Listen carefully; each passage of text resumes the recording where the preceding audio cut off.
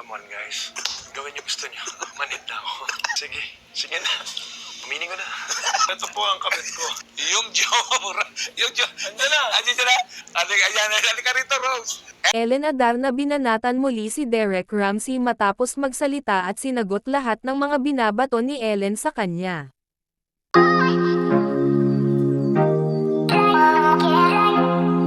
Nagbahagi ng isang cryptic message si Ellen Adarna sa kanyang Instagram story noong January 29, 2026.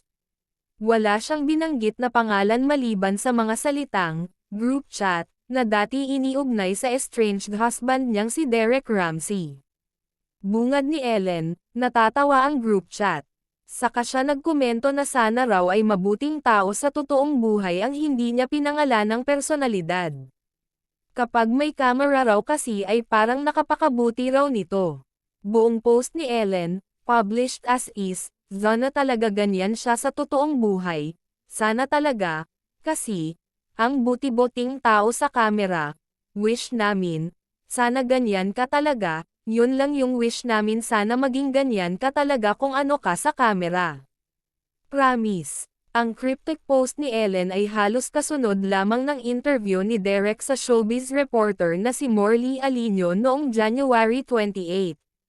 Nagkwento si Derek kung paano siya bumangon mula sa hiwalayan nila ni Ellen. Labis daw siyang nasaktan. Aniya, of course. I think everyone knows that and everyone sees that.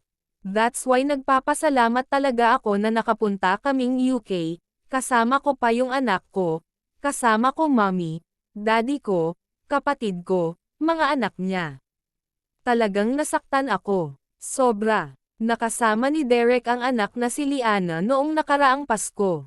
Pinayagan ni Ellen ang pagbabonding ng mag-ama dahil nakiusap daw ang dad ni Derek na si Derek Arthur Ramsey Sr.